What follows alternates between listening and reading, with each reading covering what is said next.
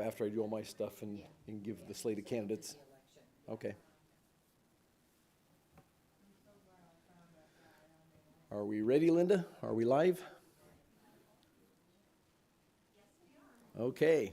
Well, we'll go ahead and get started because we've got a group coming in at 8:30 behind us here. The orchestra is going to come in and practice, but we'll go out and have our cookies and such outside. So good evening. I'm Mark Broman. I'm the Executive Director of Wachiska Audubon Society.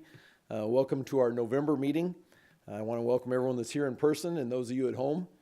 Wachiska is an independent chapter of the National Audubon Society with a geographical area containing 17 counties in southeast Nebraska. You can follow us on our website and on Facebook. I brought a few flyers for our 50th anniversary lunch out on that front table out there where our list was when you came in. If you didn't sign in, please sign in before you leave. And then the Doug Talmy talk will also be that same day on December 3rd at Innovation Campus. That's the old fairgrounds here in Lincoln. You can go online to our website and Facebook and sign up. There's also a QR code that you can use to get logged in and sign up for the lunch and the lecture.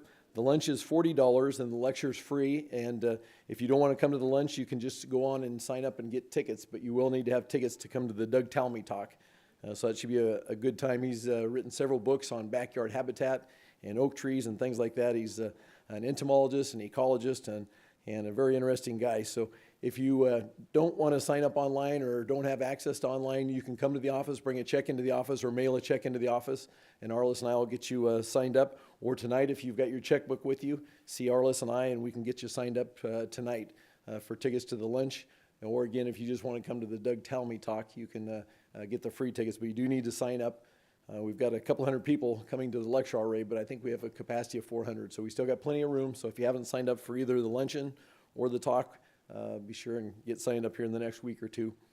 The annual Christmas count is coming up. It's going to be Saturday, December 16th this year, and you can contact Jason, the bird nerd, out at Spring Creek Prairie by December 8th to be assigned a count area. And it sounds like usually if you've got an area you've been doing for years, you can let Jason know, and he usually can assign you to the area you want. So again, get a hold of Jason out at Spring Creek by December 8th for the Christmas count.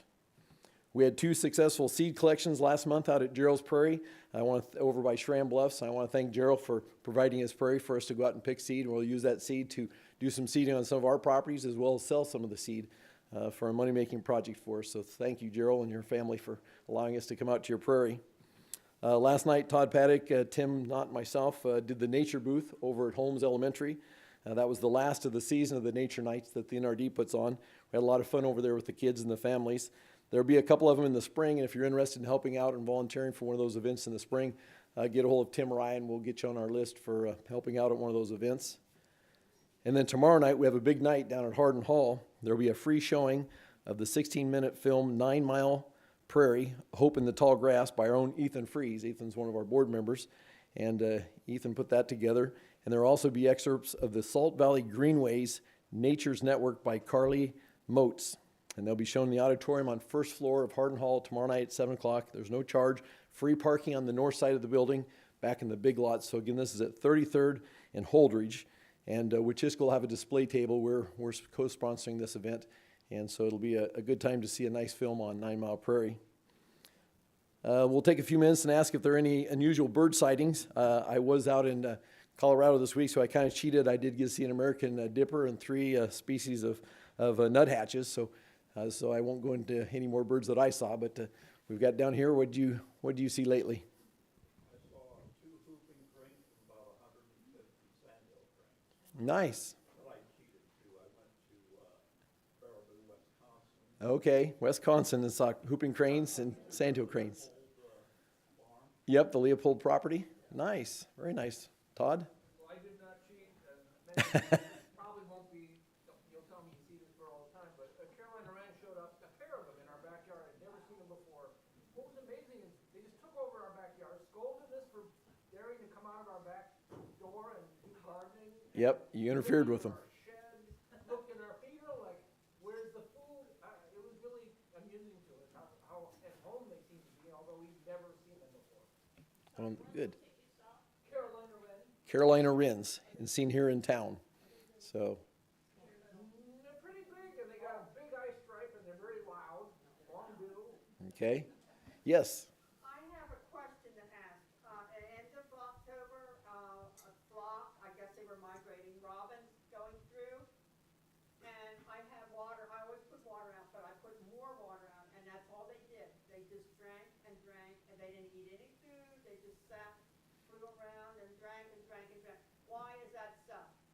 My guess is they probably had just fed somewhere and they were looking for water, and so they spotted your bird bath and decided that was a good place to stop. I had more than one out, and I mean, they were Yep. really busy.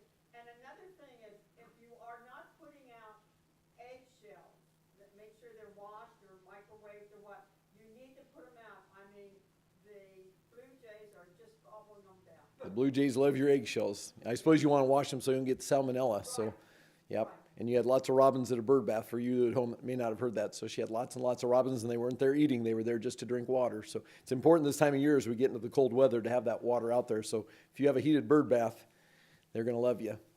Any other bird sightings? Anything unusual before we move on? Okay, well, we'll go ahead and move on. I'm going to have Teresa Pella, our president, come up and make a couple announcements in talking about some of our board candidate slate. And then later she'll do the annual report, but I'll let her do some business here right now. So, Teresa? Okay, thanks, Mark. Hello, good evening for everyone in the room and those in live stream. So, November is the month that we elect the board members for next year. So this is for the 2024 board. And hopefully, people recall last year when you approved the bylaw revisions, we established a staggered set for the board. So we're not electing the entire board. What we are electing tonight are a secretary, and on the nominating committee slate of candidates, the secretary is April Stevenson. If you would raise your hand. Our treasurer position, as of tonight, is still open. For directors at large, there are 5 that are up for election for next year. Ann Briggs is up for a 2-year term. Ann's over there. Chris Powers is up for a 2-year term. There's Chris back there. Stu Ludich, who is probably live stream, is up for a 2-year term. Doug Campbell, who usually is here, but he had a conflict tonight, is also up for a 2-year term. And Tom Lynch, a new director, is up for a 1-year term for this year. So that is the slate of candidates that the nominating committee is putting forth. Members of the nominating committee, in addition to Mark and myself, are Andrea Foss, who is at a daughter's musical recital tonight, and Carol Hinkle. So Carol's back over there. So with that, at this point in time, I guess I'm can take nominations from the floor if anyone has any nominations you'd like to put forth for any of those positions. If not, then we will take a motion from someone to cast a unanimous ballot in favor of the slate of candidates. I'll make the motion. Okay, Dean Cole made the motion. Is there a second? Todd Paddock back there will second it. So all those in favor of this slate of candidates for the 2024 board, aye. Aye. Oppose, nay. Abstain? Okay. Thank you, candidates. And thank you, members. Okay. Thank you, everyone. So this is a reminder that tonight's presentation and past presentations are available on YouTube. So if you have someone that wants to catch tonight's or you missed last month's or a couple months ago, be sure and go on YouTube and pick those up. Tonight, it's my pleasure to introduce tonight's speaker, Jonathan Kronk. Jonathan was born in St. Joseph, Missouri. He is a hydrologist, a hydrology major at the University of Nebraska, working on his master's degree, and he's developing water models. He has a bachelor's degree from UNL's Biological Systems Engineering Department, and he's working on his master's. Tonight, Jonathan is going to present some of his research into how drought may affect drinking water. And we know we've had problems with drinking water in Nebraska, and we've had problems with drought lately, so I'm sure that Jonathan has some interesting information for us tonight. So thank you for joining us tonight, Jonathan, and we'll take questions afterwards. So if you can hold your questions, then at the end of the presentation, we'll answer some questions. So with that, Jonathan, we'll let you take over.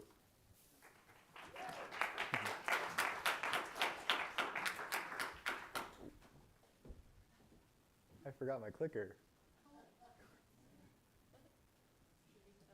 Ah, did I leave it up there? Here it is. There it is. All right. Hello, everyone. It's great to be here and talk to you guys. So, my presentation is about my research, but also, I think so. Is this on? No, it's not? Yeah, okay. I'll just speak up a bit. But I'm going to start my presentation by just talking about some basics. Oh, right. This. Oh, man. All right, so I'm going to start by just talking about the Ogallala Aquifer first. So the Ogallala Aquifer is a great place to start because it is the largest aquifer in the United States, and most of it is here in Nebraska. So this map up here, what we're looking at is a map of how thick it is, so how much water is stored here, where the green means it's kind of shallow and the blue means it's going to be darker. So looking over Nebraska, we can see that over in western Nebraska, it gets to be almost 1,000 feet deep of just water in the earth. When down in Texas, it's maybe more 0 to 50 feet. So 30%, about a third of all of the groundwater that we use in the United States is from the Ogallala Aquifer. A crazy amount, crazy amount. And for the people who live here, and the area above it, 82% of the water that gets taken for drinking is also from the Ogallala. So almost everyone who lives in the area over this map is getting water from the Ogallala Aquifer. Now, if you look at the map closely, you'll see that Lincoln and Omaha, we're not quite in the edge there. We actually get our water from, in Lincoln, we get it from the Platte River near Ashland from some pumping wells, and from Omaha, pretty much the same thing, but also from the Missouri. So, sorry. Drinking water quality, when we're talking about it here, it's important to note that the quality of the water in the aquifer is not the same water that we're getting at home when we turn on our tap, because it's treated, and it's treated by public water supply distributors in accordance to what the EPA says the maximum amounts can be. So there's maximum contaminant levels, which is what they're called, and abbreviated to MCLs, because the acronym, of course, which are kind of general limits that the EPA sets. And so your drinking water is going to be safer than what you can find just through the aquifer, although being filtered through the ground for such a long period of time, groundwater is pretty clean, especially compared to like a lake or other surface water. So another important thing here is that states can set limits that are different from what the EPA says that take precedent. So the EPA has kind of set the loosest guidelines that everyone has to follow, but then states can decide that they want stricter guidelines, and the state has to be followed in that case. So I have a link here, which is Linda back there? Oh, you're hiding behind the monitor. Yeah, the first one in my little set there, which is just a report of the water.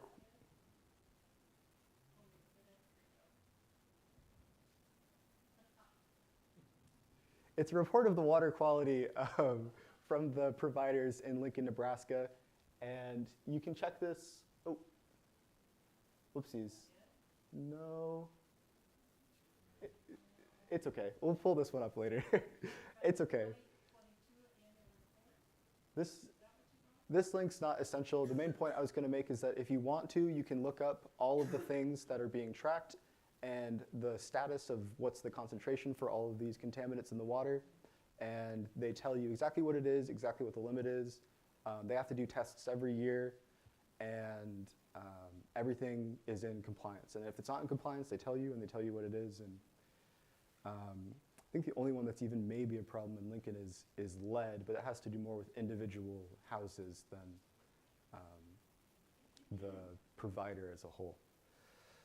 So we use, obviously it's important. I don't think water is easy to sell. I don't think that anybody's gonna argue with me to say that it's a very important resource. But it's also important in And did the mouse get messed up? Great. In industry as well. So in Nebraska, this is also probably not a surprise, agriculture is about a third of the jobs in the entire state. And groundwater is extremely important for those jobs because irrigation is the main use of groundwater.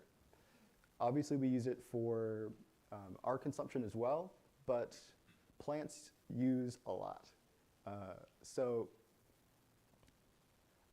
A third of the sales, a quarter of the jobs.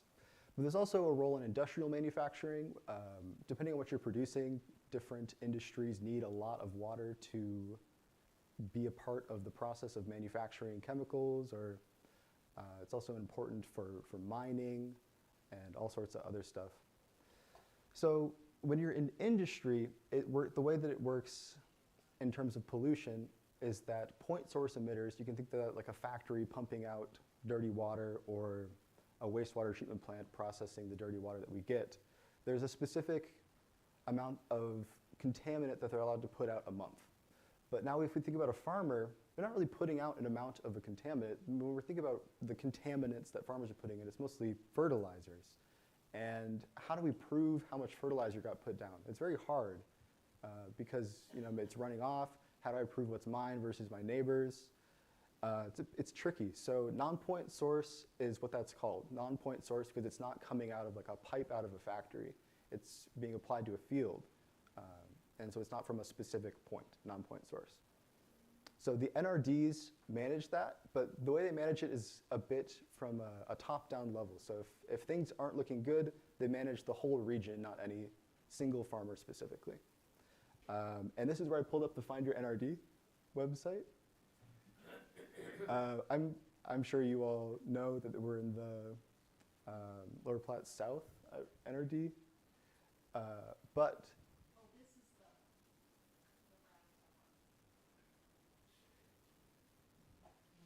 you can also find every NRD manages groundwater a little bit differently. So if you go to a specific NRD's website, they should have their plan for what they do when things aren't how they want them to be and what exactly is required, because every NRD manages differently. It's okay. This is another one that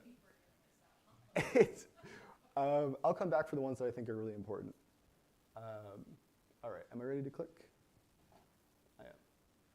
And then, obviously very important to you guys and what we're talking about here, groundwater and the environment.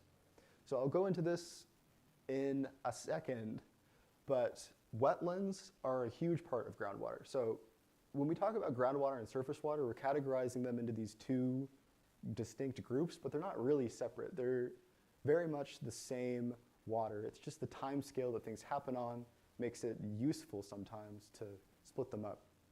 Surface water, if you think about a river, it's moving in feet per second, right? How many feet per second is this water moving?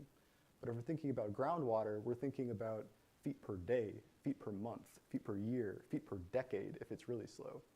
So it's just not the same time scale, but it is the same water. It's, the quality in one is going to affect the quality in the other.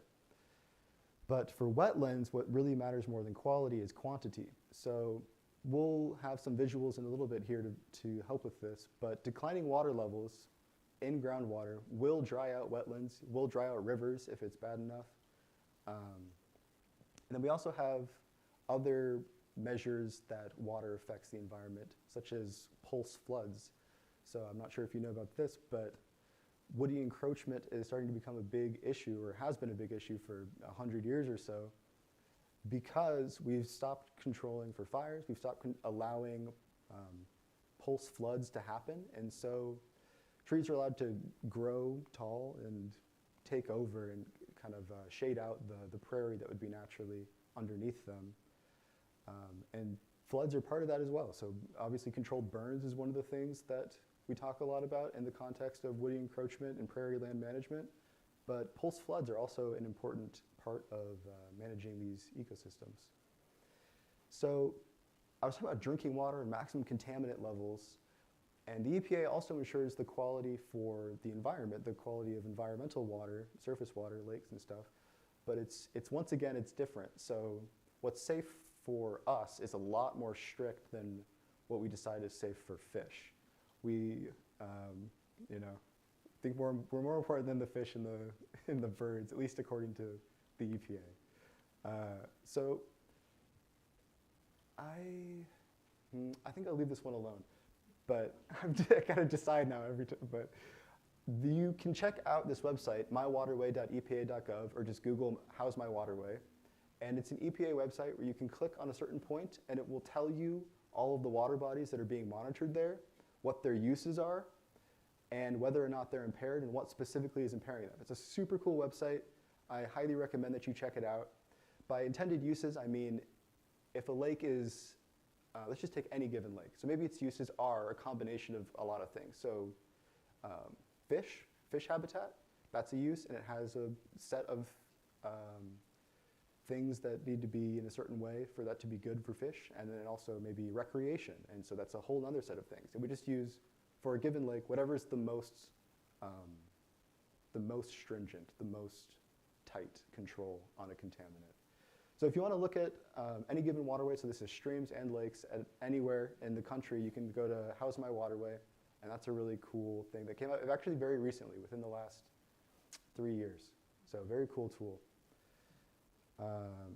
All right, so let's go talk a bit more in the detail of groundwater now that we've established that it's important. So I was going through my presentation, I didn't have any birds, so I put one in.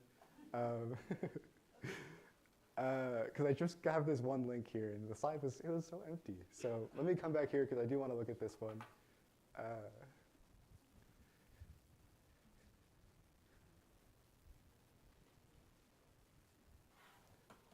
All right. I think it's going to be this one here. All right. Oh, geez. Okay, can we see that? Not really. Okay, there we go. So I'm going to sit back here for just a second. But when we're talking about the water table, right, and how it's interacting with the streams and the surface water, it's happening in a way that is maybe unintuitive. So here we have what we would call, well, whether you could call it gaining or losing, the stream is gaining water from the water table. So you can see the water table is higher than the stream. So whenever that water is reaching that empty point, the stream is gaining water from the water table. So the water table is losing it and the stream is gaining it. Kind of an interesting way to think about it. But if the water table were to be lowered, or if this is just how this stream is in this particular reach, it flows the opposite way, where we can see the water table is lower than the stream, and so the stream is losing water. And now this is the same reason that wetlands can dry up if there's too much pumping. So basically what's happening is the water table has fallen, and even though it's very slow, eventually that water will drain out. The same thing can happen with streams drying out. There's a couple famous dam projects where they tried to dam a stream that turns out was drying up, and then they had an empty dam with no rivers, which, unfortunate. So that's kind of how we need to be visualizing this, is it's kind of a lake underwater, except, oh, whoopsies. It's not exactly a lake. So because this is happening in soil, I'm going to stay back here actually for a second. I have some videos coming up. Because this is happening in soil, there's this empty space in those bits of ground. So it's really more like a sponge. If you were to squeeze it, the water would come out. Or it's really most like a network of interconnected random pipes. If you think about maybe some crazy sewer system with a bunch of interconnected pipes, that's really what it's most like. So some pipes are going to dead end, they don't go anywhere. That's fine, it's just random. And some pores, so some holes, aren't connected to the pipe network at all. They're just going to be filled with whatever was there for quite a while. So something that I think is really cool is I found these videos, which are, here, wait, can I just drag this whole thing over? Yeah. Which are X-rays of soil, so you can look at the pore space inside of them. So here we have, this is like a surface soil. This would be something with a lot of cavities. So we can see the cavities are now highlighted in green.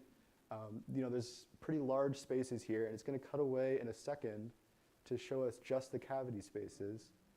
And you can see how everything is so connected, porous. You can imagine how this might be like a pipe. Obviously, it looks different, and you can see as it cuts away here. Really neat stuff. I have a couple of these. This was for soil, and what I want to demonstrate here is how different soil properties change. So this one is, really can't read from this far away, going to be sandstone. So we can see that there's less open pore space in this sandstone here, but it's maybe more connected. You can think of this as like a rock that's fractured. And this would be more representative of like deeper down, water is flowing slower because the pipes are narrower. There are fewer pipes. And things can get blocked, all sorts of crazy stuff. So this is where they're separating all the unique networks. So this is, nothing in green is going to flow to anywhere else. So kind of neat to look at. And then if we look at, I have one last one that I think is pretty neat. Concrete. Water is not really going to go through concrete. And so the reason that happens, though, it can be explained or it can be seen by what's actually going on here. So you can see that all of the pores are pretty much just like empty pockets that are not really connected to each other at all. So the reason that water doesn't flow through concrete is just because of the way that these pore networks are set up. So not really a lake, more like a very, very large sponge, a very large sponge. All right. And let's see if I can get back to here. All right, that went pretty well. All right, so what happens when it dead ends though? What's going on there? So you can kind of think of it in the first place as water flowing downhill. It's going to move from high energy to low energy, except it's also sort of like a balloon, because if we think about this bottom one, the confined aquifer in this picture here, we have on, I don't know how easily you can see it, the one that's labeled flowing artesian well, the well on the far left that's going down into that confined aquifer, and you can kind of see water's coming out of it. So why is water coming out of it? Well, the water level that you can see on the far left is higher than the well.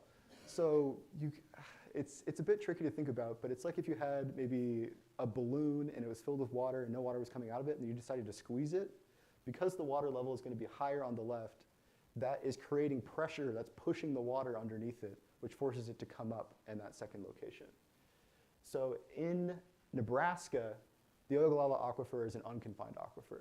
So this is not happening here, but in lots of other places around the world, you get those confined aquifers. You can also see a perched aquifer water table there, which is kind of a fun one, where there's water on top of like a bit of a bowl, and then it's dry underneath the bowl, and so just in a small area. And there's all sorts of fun stuff.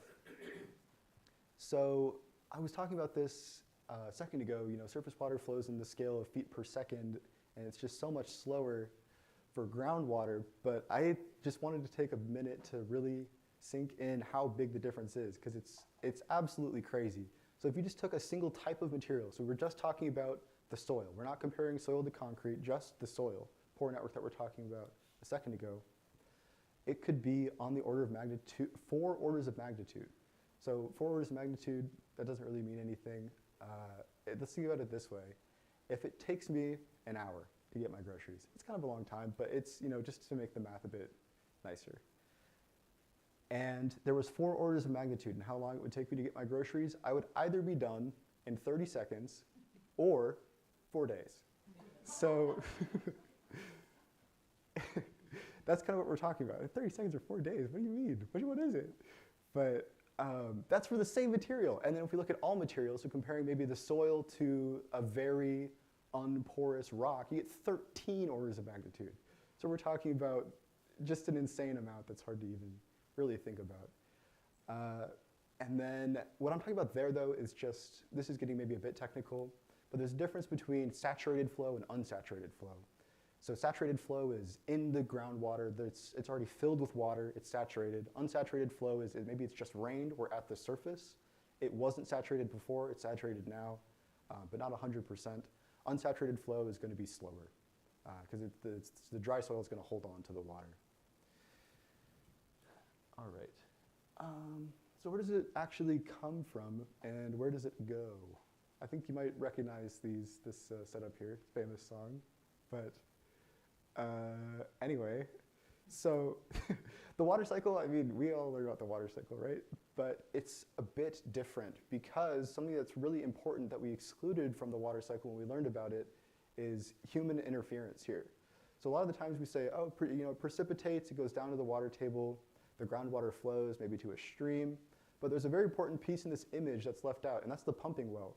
So we've talked about this, we pump so much, and yet we exclude our pumping wells from the water cycle, but they really shouldn't be. They're very much a part of it.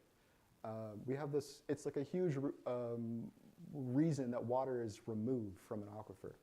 So here I have the real water cycle, which includes the pumping well.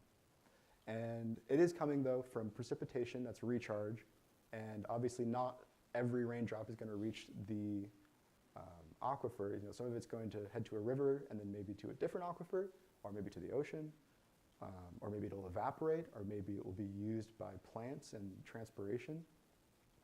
And it goes to, I have a regional flow here in both goes to and comes from. You can think this of, like, we just take, Nebraska. It's going to be coming from one side and also going out another side. So it's just kind of where you define your boundaries, which is what I mean by regional flow. All right. So I think, oh yeah, one last thing. Why is it so hard? Why is this an area of study? Prediction gets really, really tricky because we can't see it, right? It's very deep underground. And where we can see it, we have to very specifically dig a well. So imagine trying to predict the weather, except you can only look at like a single point of the sky every 30 miles. So, not maybe 30, that's an overestimate, but still, you can only look at a single point in the sky. It's hard for that reason. You can't see the whole thing. You can only see where you've dug a well and you've taken out your sampling equipment and collected those samples. So here I just have kind of a setup. That's a well, that blue pipe sticking out of the ground. They have on the bottom left there, they have a dip meter, which is basically like a long ruler, I guess. And it will tell you how far down do you have to go before you hit the water. And then they seem to be collecting some samples for quality as well in this image.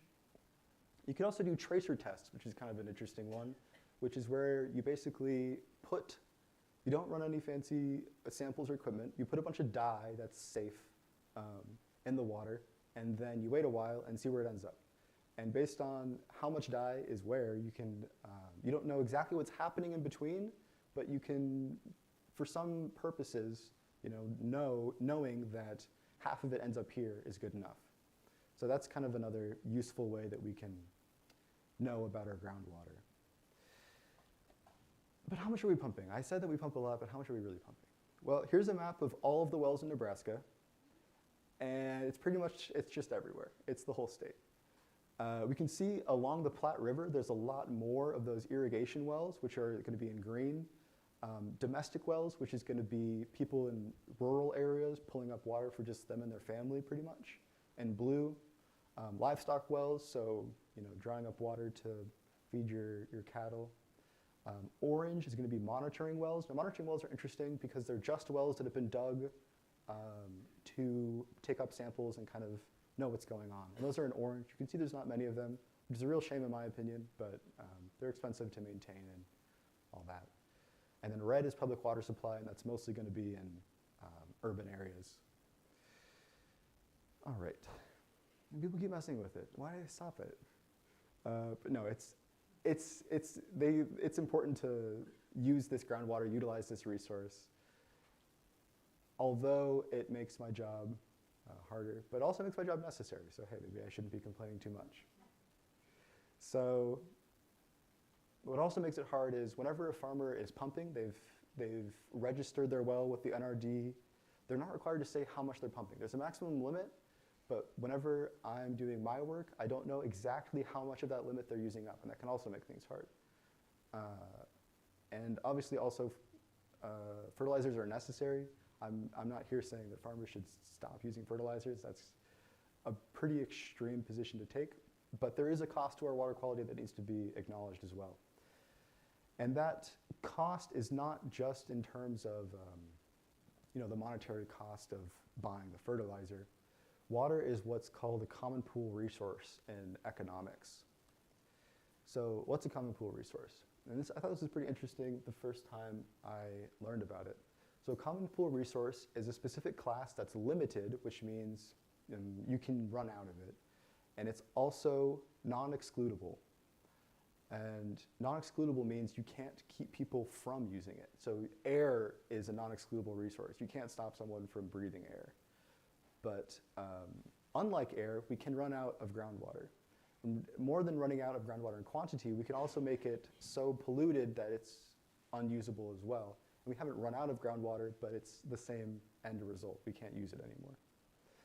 So that creates some very difficult situations for managers because they have this resource that they can't really have people not use. They can't stop them from using it.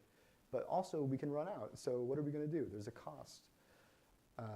And there's a couple good solutions to this, but they're all pretty complicated. And Australia has a pretty interesting system in place as far as this specifically. I'm not going to go into it, but basically, they call it a water tax. But it's not really a tax. It's more like adding the cost of polluting the groundwater or using the groundwater to the groundwater. Yeah, pretty interesting. So far, it's working well for them if you're curious, but it hasn't been that long, so anyway. If we focus on what's the situation here, so what's changing in terms of the amount that we have and the quality of it? So first off, I'm just going to define concentration. It's mass per volume. So a teaspoon of salt per cup of water, that's a concentration. But the units that I'm going to be using here are milligrams per liter. And just to give you guys an idea, because I know metric isn't necessarily what everybody's accustomed to, 17 individual grains of salt in a water bottle is 1 milligram per liter. It's not very much, but depending on what you're talking about, some things can be harmful even in very small quantities. All right. So starting off with quantity in the Ogallala, and I really want to show you this New York Times article, so I'm going to go back here again. But first, maybe the map. If we compare,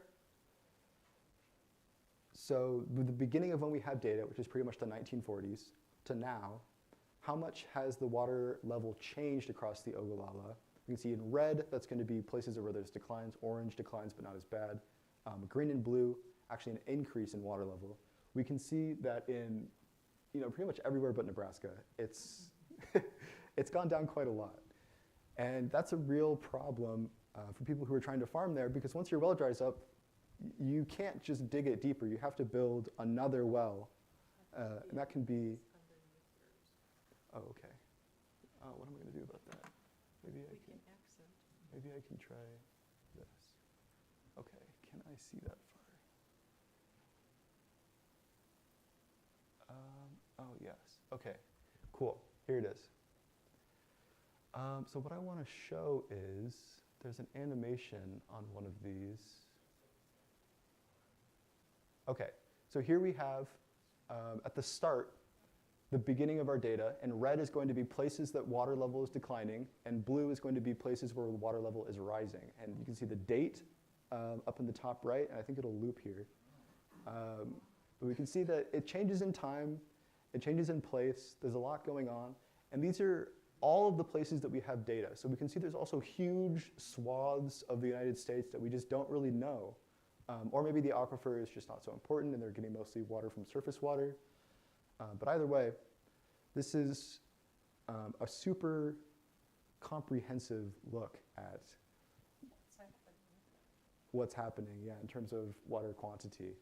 Yeah. So I think that's all I wanted to show. I really like this article. Fortunately, I think this is all I wanted to show from here. So let's go back to the Okay.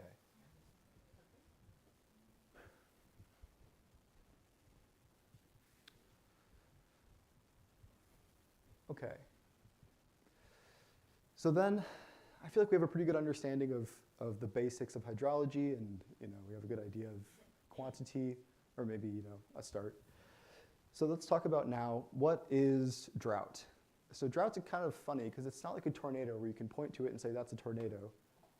It's pretty subjective. If it started raining here as much as it's raining in the Sahara Desert, that would be a drought for sure. But is it a drought in the Sahara Desert right now? No, it's not. That's just how it is. And that's kind of interesting, right? So the UNL Drought Mitigation Center has set up these 4 categories of defining drought. So there's meteorological drought, which is when there's less rain coming down, or there's high temperatures, high winds, or for some reason, evaporation is higher. That's the first one that happens. And then going down from there, what follows is agricultural drought. And that's when the drought has been severe enough that plants are yielding less produce. And that's going to be agricultural drought. And following that, we're going to have hydrological drought. Because of the time scale that groundwater moves on, this happens after, in terms of the time scales here. And that's going to be when there's reduced flow in streams, groundwater levels are falling, wetlands are drying up. And then following that, we have socioeconomic drought, which is going to be the economic and social impacts following having less yield from your crops and the environment and having less water available. So kind of interesting to think about. So it's not really any specific thing. It's more the impact being measured. How has the water changed? How we produce crops changed? It's not actually that's a tornado. So in terms of water quality trends, for the same reasons that I've talked about, this one is really hard to discuss because there's just so little data on what's going on. So this is a map of surface water, because surface water is so much easier to measure. It's so much cheaper, so much more available. So this is a map of the classifications of streams according to, this map is from 2020, but the rest of the reports that I'm referencing are going to be from 2022. They didn't have this same map in the Nebraska 2022 report. I like it. So in red, we have water streams that are impaired. So this is, for one of the uses of that water body, the contaminants are too high. And in blue, we have all uses are met. The concentrations of everything in the water is good enough to support whatever that stream is for. So if it's for fish life, concentrations are good, the fish are healthy. If it's red, the fish might be more unhealthy. We can see there's a lot of red on this map. The darkest blue is good. The lightest blue, or the lighter blue, is insufficient info. So it's kind of just hard to say on that one, but it's probably leaning blue. Although you can kind of, it's hard to say. But of course there's local variability. But moving into some specific, this is from the 2022 report, contaminants. This is going to be nitrogen on the left and phosphorus on the right. And these are contaminants of concern in Nebraska because this is the main parts of fertilizer that we're concerned about, but also these things are easy to track. So they're used as a proxy, and I'll talk about that in a second. So red are places where nitrogen concentrations are increasing. Nitrogen or phosphorus concentrations are increasing. Green is where concentrations are decreasing. You can see, again, a pretty good amount of red. It's not great, but they're aware of the issue, and of course there's things we can do, but it's a work in progress. Oh, I'm sorry. There we go. Thank you, appreciate that. Okay, I'll give you a second to look at this map then. Red is places where concentration is increasing. Green is places where the concentration is decreasing. And this is broken up by watershed. So yeah, it's not great, but things can improve. And of course, there's going to be local variation here. These regions are huge, so just because it's red doesn't mean it's red everywhere. Just because it's green doesn't mean it's green everywhere. So let's now finally that we've set the stage here, talk about drought and groundwater quality. Oh wait, first, why are we talking about nitrate specifically? So nitrate is an indicator, and this is similar in the world of water to why we use E. coli as well. So E. coli is not the most harmful bacteria that we put out, but it's easy to measure and it's generally a good proxy. And what I mean by that is if E. coli is high, these other things that are harmful are probably also high. Nitrate is the same thing. So it's used as an indicator because what we're seeing is that nitrate is probably a good indicator for all the other things that are coming off of an agricultural field, like pesticides or any other sorts of stuff. Finally, there's a difference between nitrate and nitrate N, and it's just in the number. They're the same thing, but the numbers are different.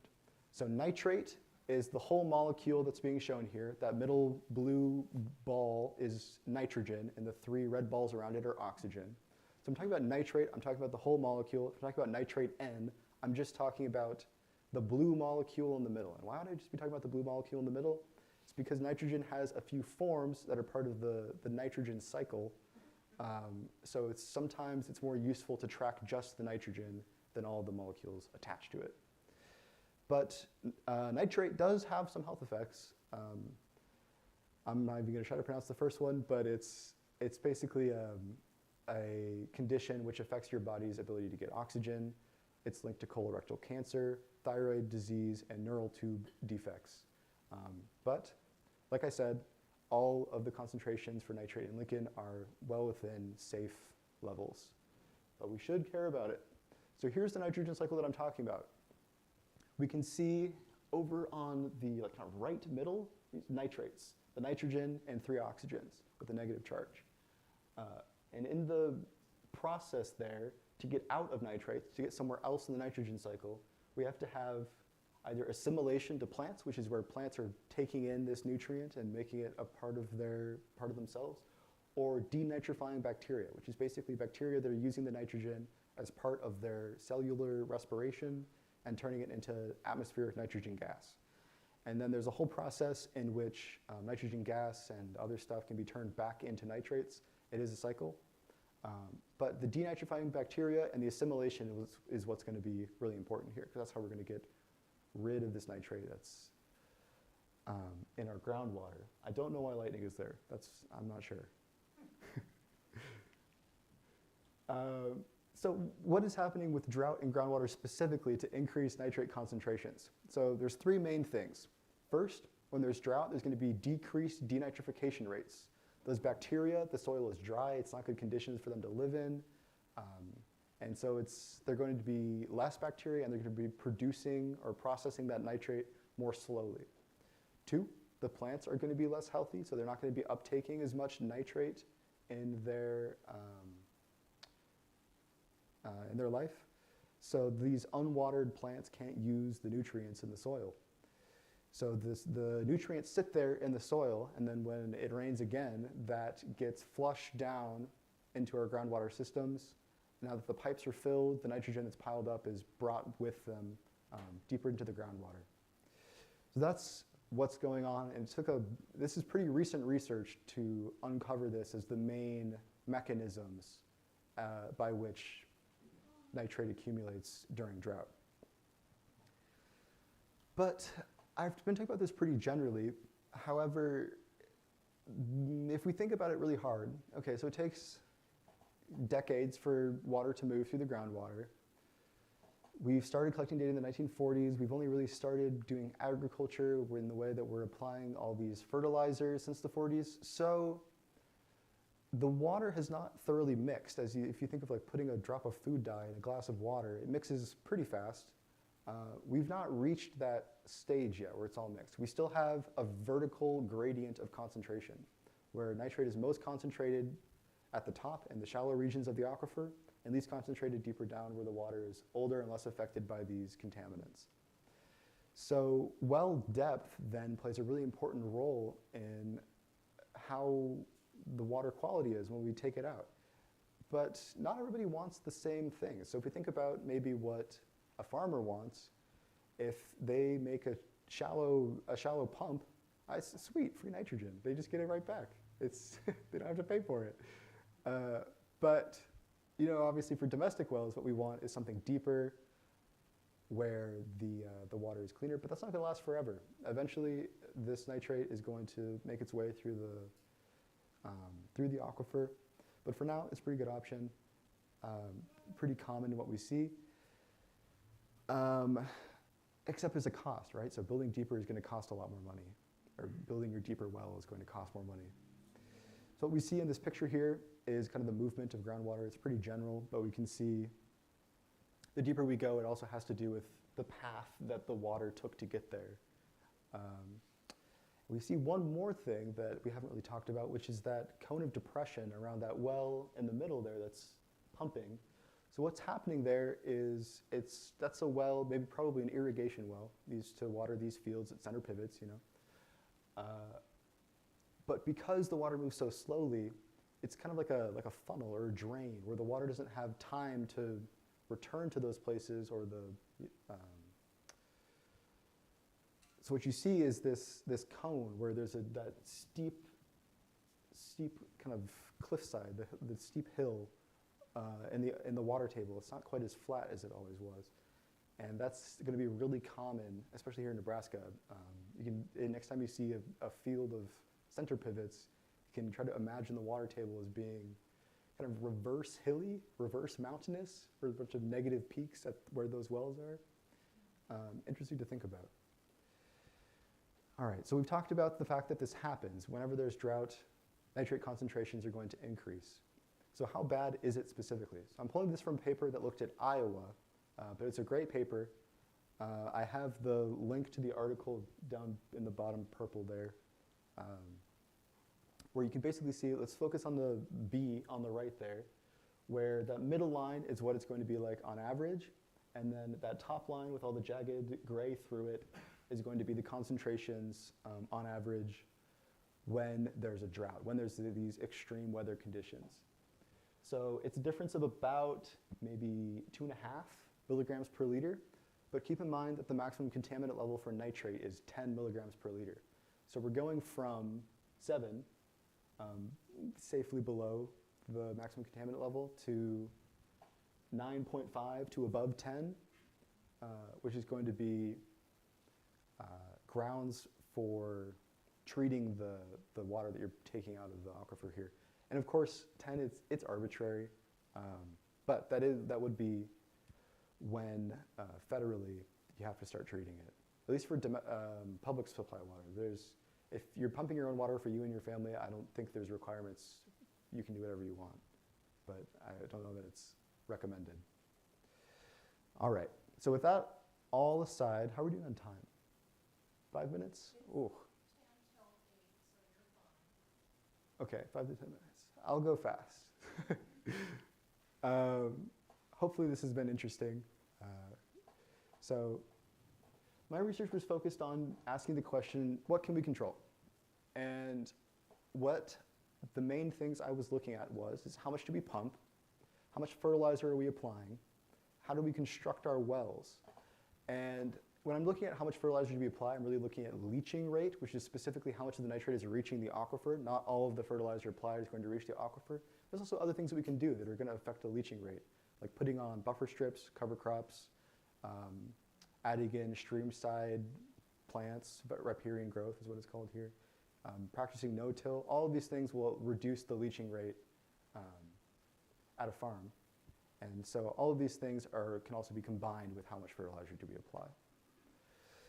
So when I did this, I looked at this small region underneath Kearney, just south of it. You can see it's in that box. And I've categorized the land use here according to what was important for nitrate. So on the left, that's the same area that's boxed out on the right. But in blue, we have basically areas where there's no reason to expect that there should be more nitrate here than normal. Beige is going to be areas used for corn production. Green is going to be soybean production, and light green is going to be alfalfa or hay. So my model here, it's kind of small, especially if we're just looking at pictures of the entire state of Nebraska and the United States. Why did I do that? So my model is a numerical model, which is different from a statistical model. So if we're looking at a statistical model, we're taking all of the data that's available, doing some statistics with it, and then trying to get an output to predict what's going on. A numerical model is looking at the equations which govern groundwater flow. So we're talking about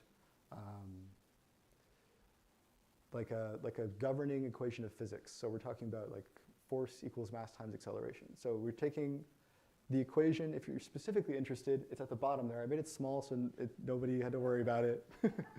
But that's what it's solving. And it's basically using the data that I give it to reconstruct what it thinks should happen according to those equations. And that's very computationally expensive. I was trying to work it out earlier so I could tell you a number. And I think my computer might have been running continuously, including overnight, for maybe 10 days for the whole thing. So,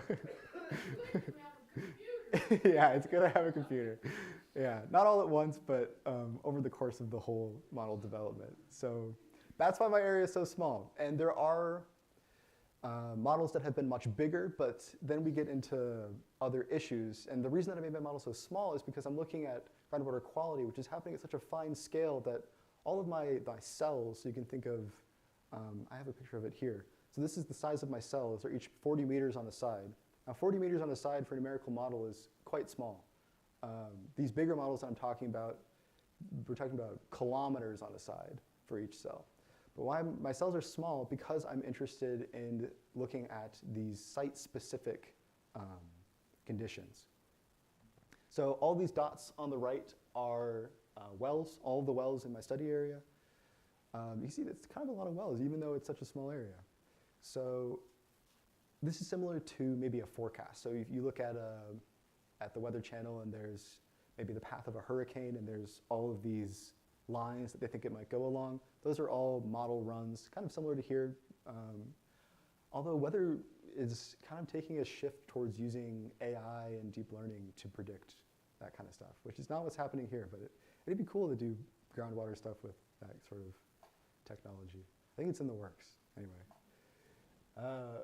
Whenever I make the model, I have to consider every area of the geology and hydrology because the model only outputs what it should based on what I told it. So if I just put in a bunch of things that aren't really accurate, aren't really true to the area, it's going to give me an output that's also not really accurate, not really true.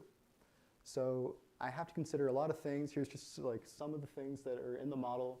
And I have to decide on resolution, and that includes vertical resolution. So how many layers do I split this up into vertically? I have to split this into time resolution as well.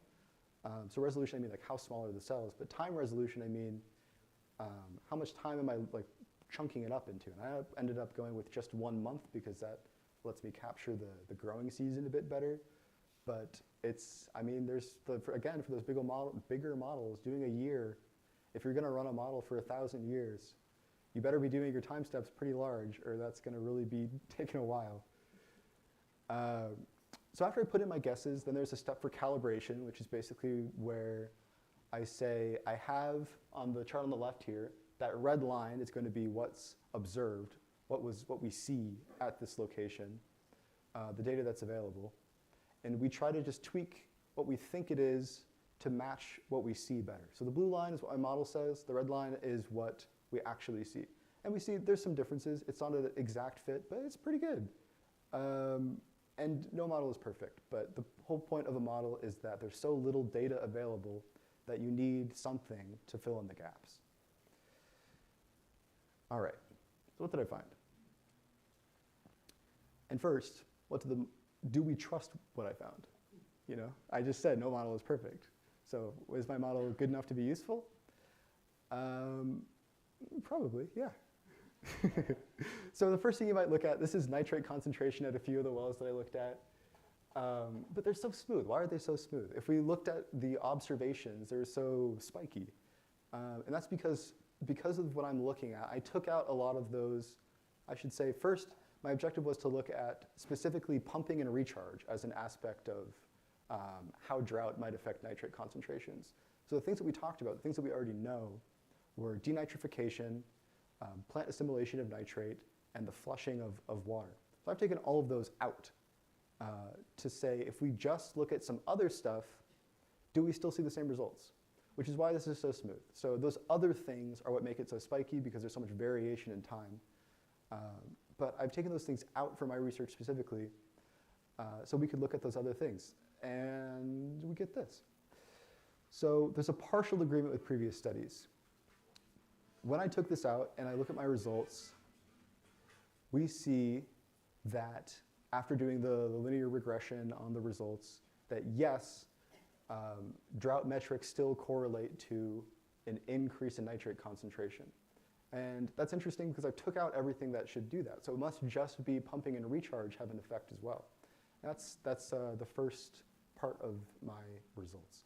But it's also partially disagrees because if you look at a different measure of drought, it says that nitrate concentrations decrease. I think I know the reason for that, but I'm going to wait till I defend, and I'm not going to say it here. For now, just I think I trust it, and drought results in an increase in nitrate concentration. So going back to those things, what can we control? So that was the other main focus of my study. So what if we built our wells different? Well construction is something we can change. Well, on this graph, we can see gray is going to be domestic wells, blue is going to be irrigation wells. And I've separated them because they behave so differently. Irrigation wells are pumping 100,000 gallons a month, and domestic wells are pumping a couple hundred gallons a month. So they should be separated, and here they are. What we can see is that if we build, how are we doing on time? Oh, geez. Good? Okay. If we build our wells deeper, we're going to see an increase in nitrate concentrations. Why is that? The reason is that because these wells are deeper, water is being pulled down deeper through the aquifer. Now, the nitrate's not being removed by these wells as they pump, but it's being pulled deeper into the aquifer. And the reverse is true. If we build the wells shallower, nitrate concentrations will go down. Now, this is not proportional to the amount that it changes. We talked about that vertical gradient earlier. So if I move my well down 10 meters, yes, the concentrations go up a bit, but the amount that it goes down by going down those 10 meters for now is going to end up being lower. Does it? I feel like it's okay. I'll move on. What if we pumped less? So here we have in the, oh man, these colors got really messed up. It's okay. On the lowest circles, the ones closest to that middle center line, 0, 80% pumping. It's kind of the same thing as the wells earlier. When we're pumping more, let me make sure I'm not lying to you. Yeah, when we're pumping more, we're seeing that in deeper regions of the aquifer. Oh, yeah, sorry.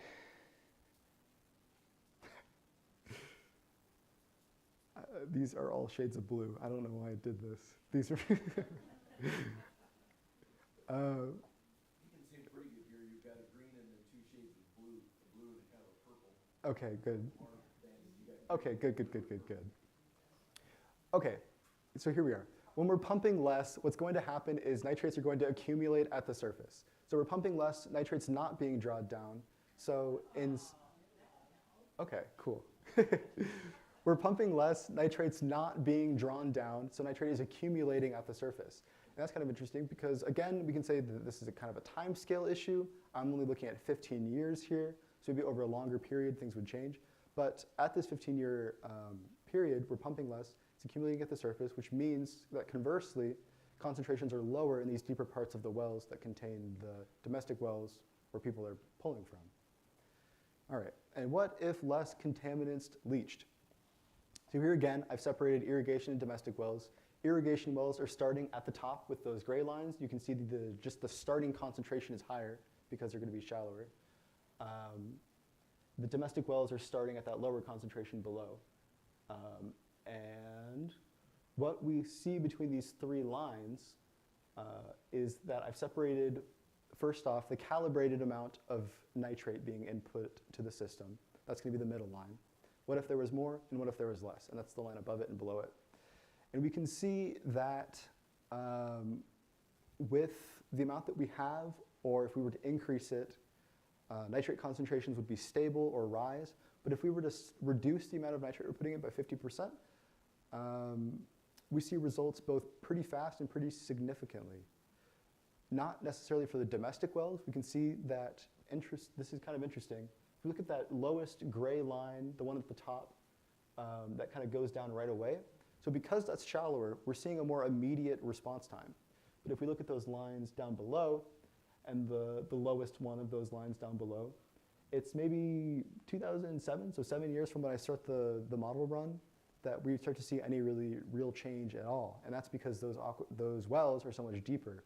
So for the change that happened at the surface to make its way down to that point in the aquifer, it's going to take years. And the change, not even that big. So finally, I have my most extreme scenario. What if we just stopped? What if we just didn't? What if we just stopped doing that? We would starve. It's true. But this is still a useful question to ask because it gives us an idea of what is the fastest possible time that we could change nitrate concentrations in an aquifer. And if we look at what I did here and why I'm varying a couple things here, what I'm varying here is that rate of denitrification. So those bacteria that are eating up nitrate and turning it into something else, that happens at a variable rate. So on the graph on the right, it's what if denitrification did not occur. So this is the worst case scenario. This is just all of the water coming in doesn't have any nitrate, but all of the nitrate there isn't going anywhere. And then on the left, we have a pretty fast nitrification rate. So the water contains the redox elements, I'm just going to brush past that, necessary to do denitrification, and so it's happening pretty fast. And this is the ratio of how much nitrate is there. So interesting, on the no denitrification graph, on the darkest lines on top, that's going to be the deepest parts of the wells. On the lightest lines on the bottom, that's going to be the shallowest parts of the wells.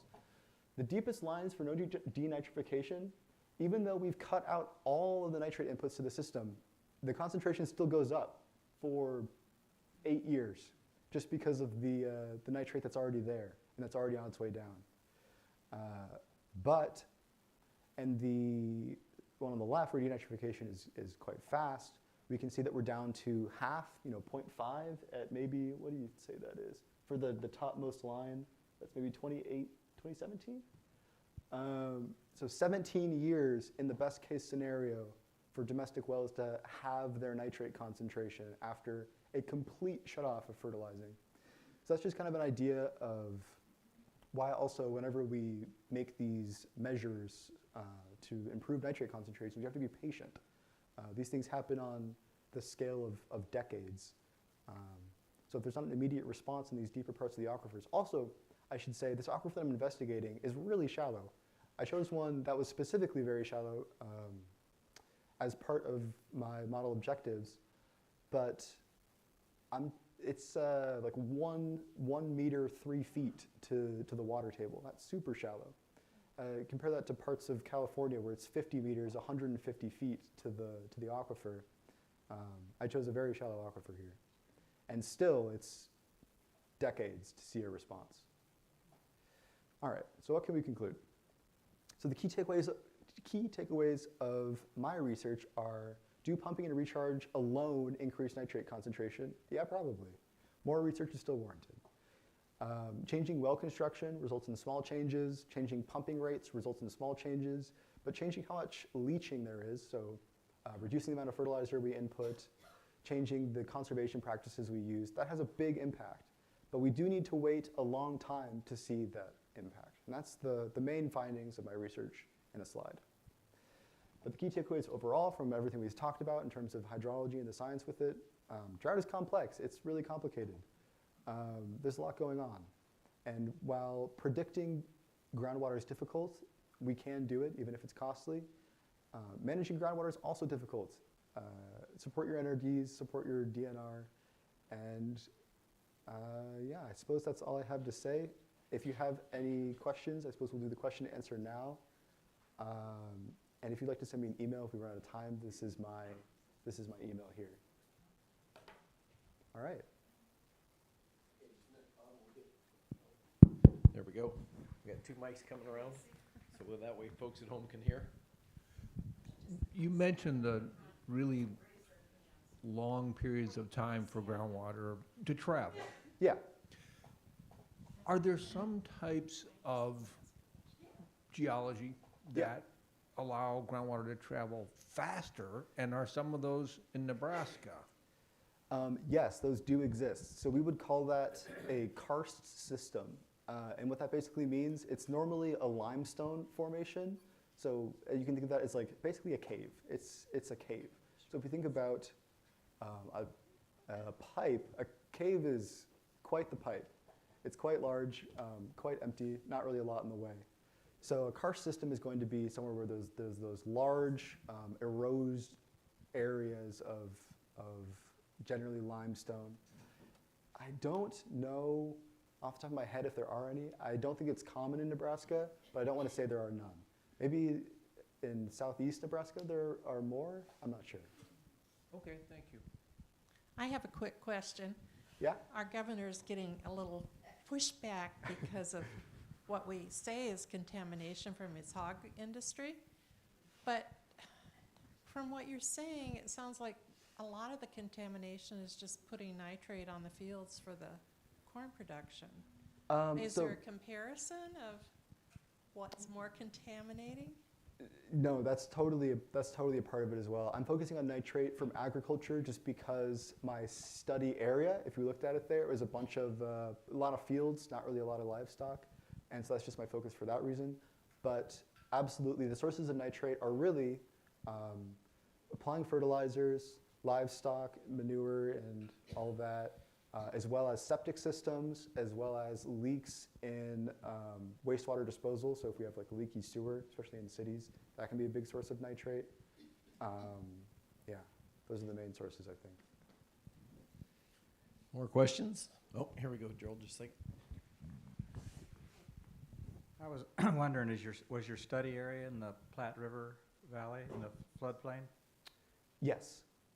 So the reason I was thinking about that is if I understand it right, the aquifer in the Platte River floodplain is moving downstream in the same direction the river is. Yeah. So the fertility might not have necessarily came from applied to the land over the top of those wells. It would move downstream from the whole watershed. Yeah. So whenever we're setting up the model, boundary conditions are a huge thing. So deciding what's happening at the edges of that box that I set up. So you're absolutely right, there is a west to east flow gradient. But because the soil there is very conductive, so the water moves very fast, that's the word for it. Water is also flowing down quite quickly. But you'd be right to say that it also flows west to east, but. So what I'm getting at, it might not necessarily be totally agricultural contamination. All the cities in the Platte Valley, all their sewage is coming down the river too. And that's totally true. But one of the things that's really kind of interesting about denitrification is that, so there's two forms that denitrification occurs in, and one of them is mostly taking. Okay, well, I'll say there's one that mostly occurs deep in an aquifer. There's one that occurs more at the surface. And the one that occurs more at the surface is a lot faster. And so a lot of the nitrate is treated quite quickly. And that's especially true in like rivers, where unless there's maybe some like big pulse event, so maybe there's like a flood and a lot of sewage gets pushed out into the river, then nitrate concentrations are going to be high. But in general, nitrate concentrations in the river at the Platte are relatively low. Yeah, the reason I asked that, like our farm is downstream in the Platte Valley of Salt Creek. Yeah. And all of Lincoln's sewage is dumping into the Platte. Yeah. So if you punched a well at our farm, you might, and we're not putting any nitrogen on. Yeah. But It still but might all see that some. nitrate from Yeah. the Yeah. city would be.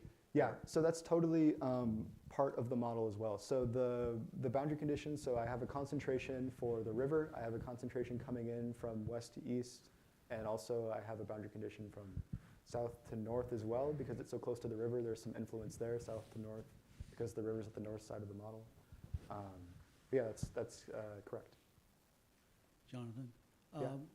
From what I understand, you saying plants themselves use up the nitrates that is put on the fields, Yeah, but they also need it. yeah, Are there plants that are better for absolutely. denitrification Yeah, than others? absolutely. And is there a chart or anything like grasses versus corn versus? I'm sure you could find a chart, but I know soybeans and other legumes are famously very good at capturing and holding nitrate.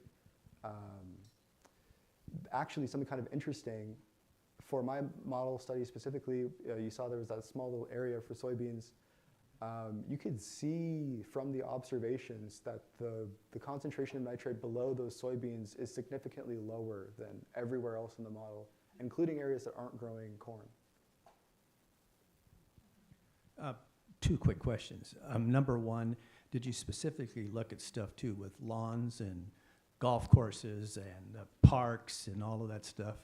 And then the second question then too for you, you're a young person, you've done a lot of research and everything. What keeps you up at nights?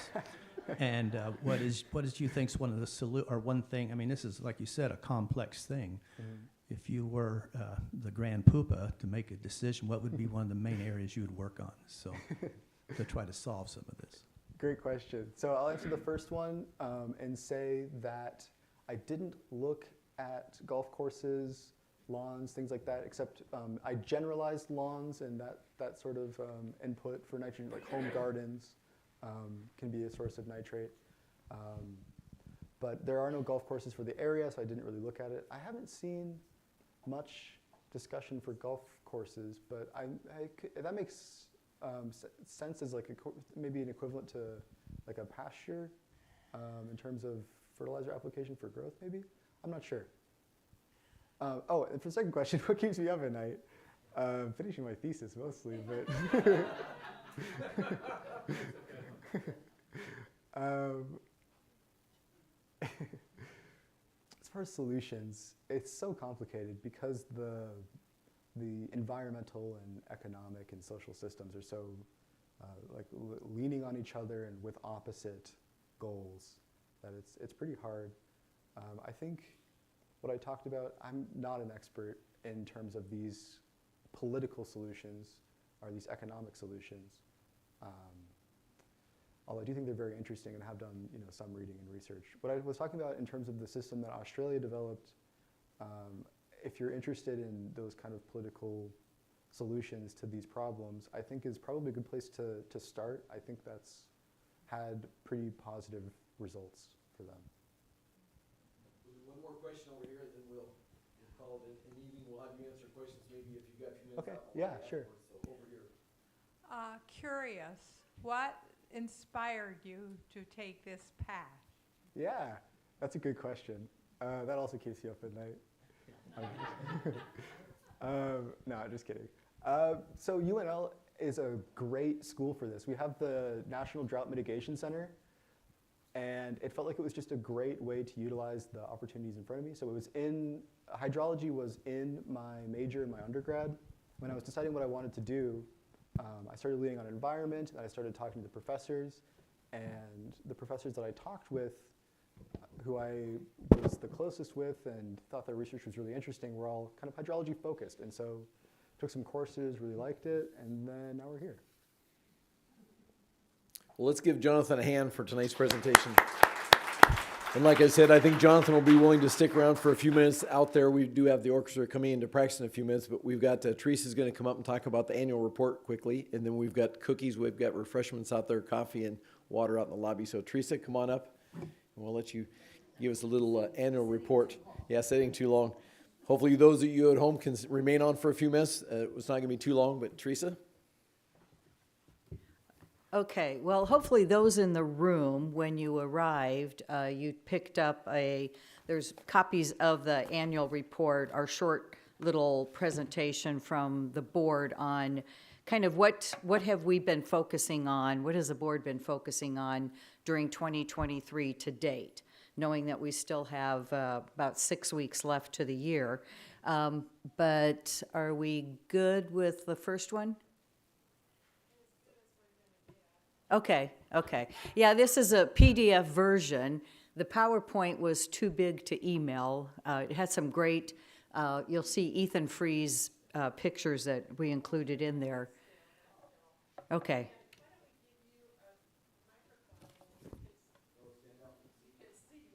I see what I'm talking about? Okay, can you hear me? Yeah, so these slides are kind of going to run together, but basically, 2021, I think, is when the board, in our strategic planning exercise that we did a few years ago, one of the things that we focused on was looking at our mission and our values. And so we've been living with these two for the past few years and seems to be working pretty good. Okay, roll her down. All right, just as a reminder, Wachiska covers 17 counties in southeast Nebraska. Even though our offices are here in Lincoln, we actually focus on a big part of southeast Nebraska. Okay.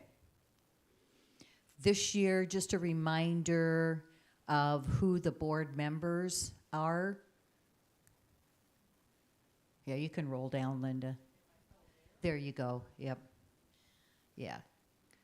So this is the officers and the directors at large, and then the two committees who are also voting board members. So it just tells you who we are. And keep going, and then the next one is staff and our contractors. Most of these are contractors that we have been utilizing now for a good maybe 3-4 years.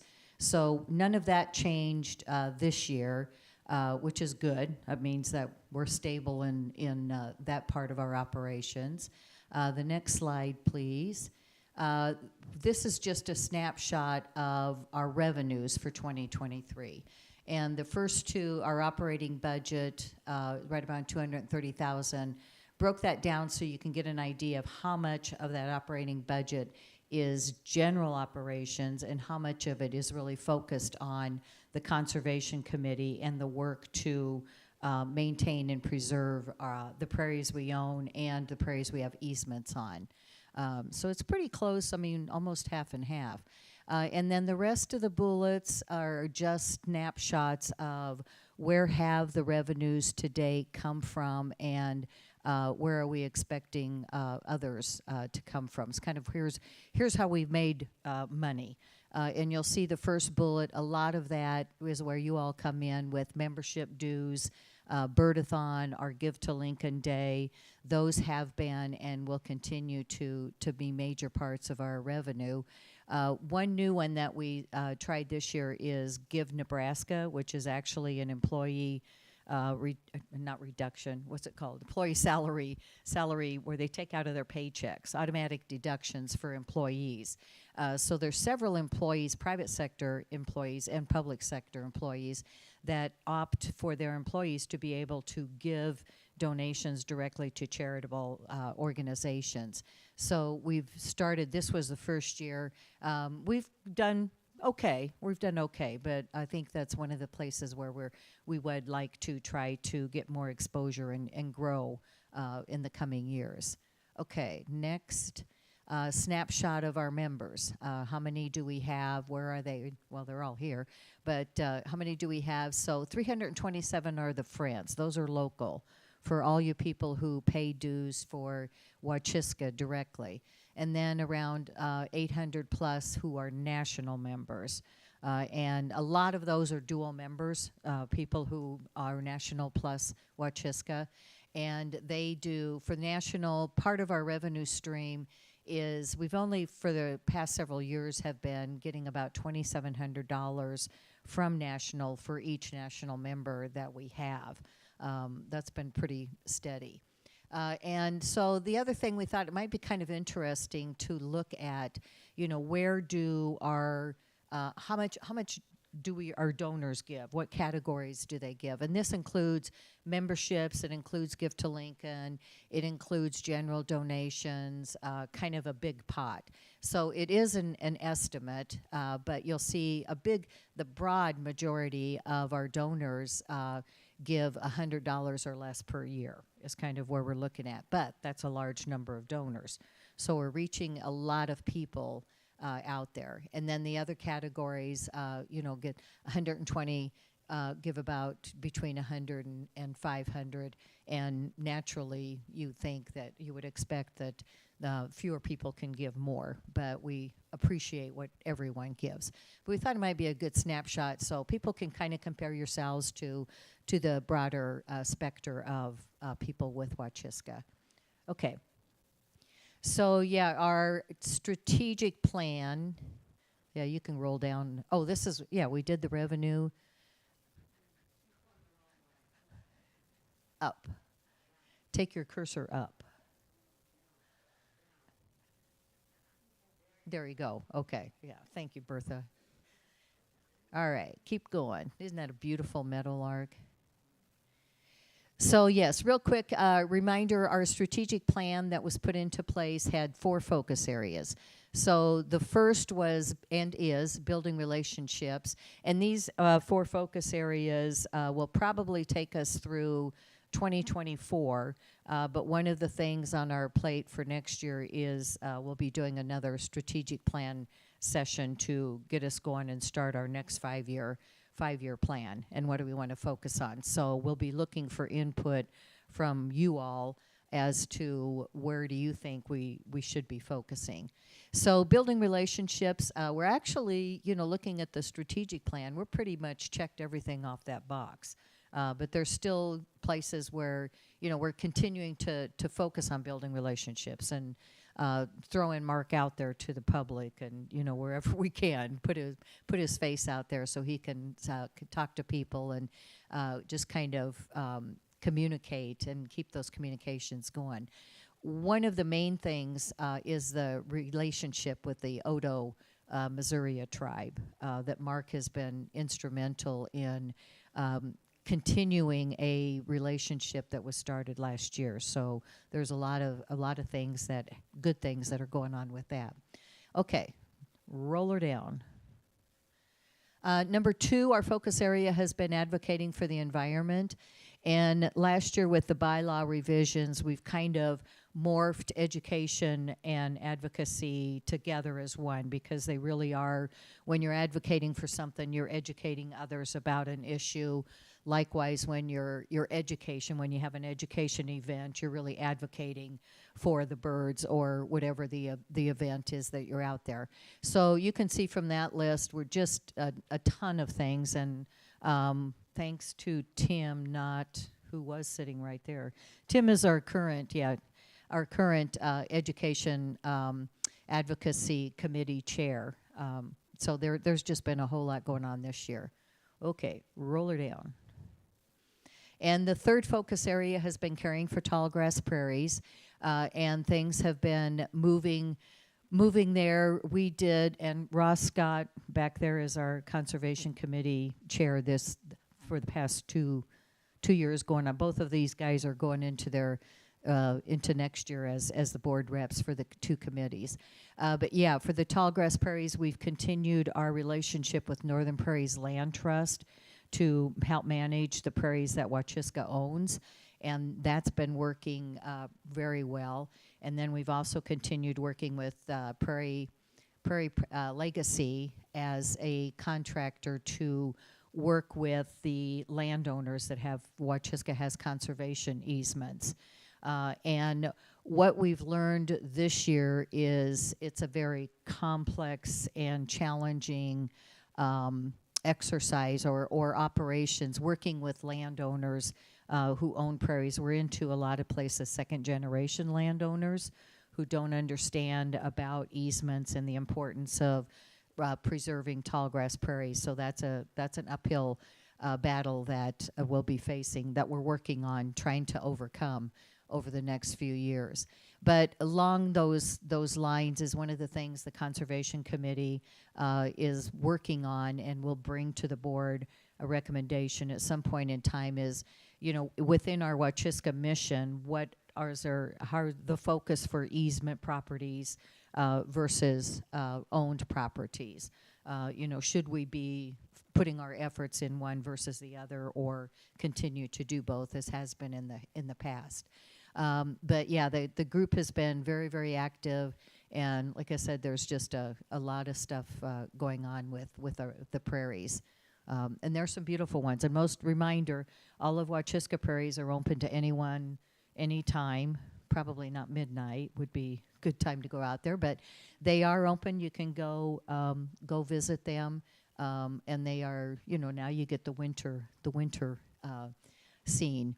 Okay, and the last focus area has been strengthening internal operations, and this has been, I think, one of the biggies this year is, you probably all remember when National Audubon was looking at, the board of directors was looking whether National Audubon should change their name from National to something else.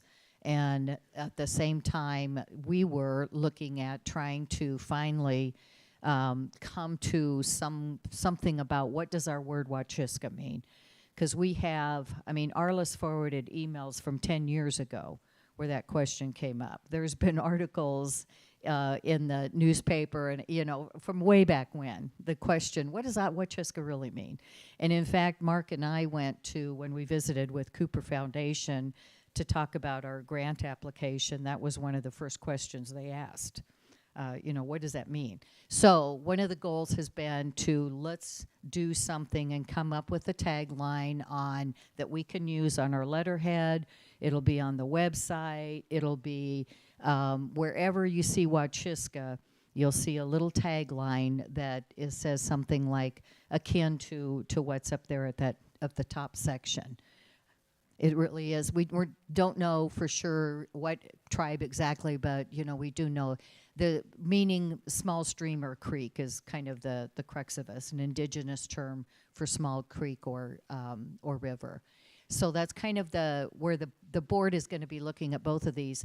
And then the other half of that was we probably, we need a land acknowledgement statement. The fact that the prairies that we own, the prairies that we're using, these lands were definitely utilized by others before us.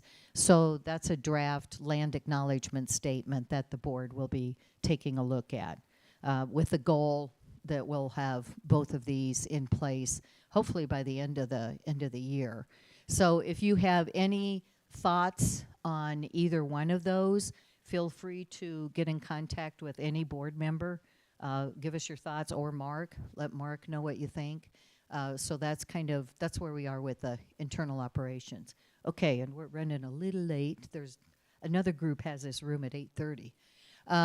Finally, don't forget, Mark mentioned the 50th anniversary coming up.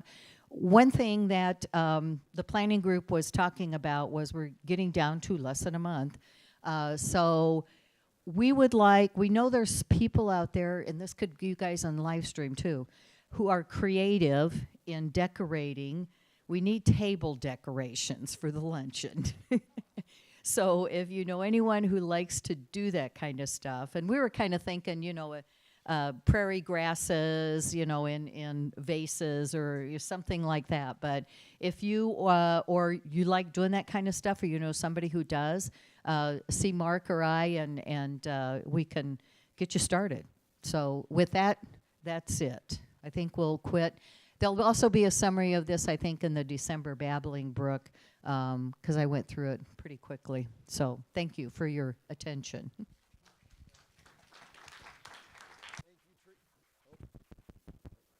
Okay, this one's back on. So remember, tomorrow night, Hardin Hall, 7 o'clock also, if you want to go see the 9 Mile Prairie movie.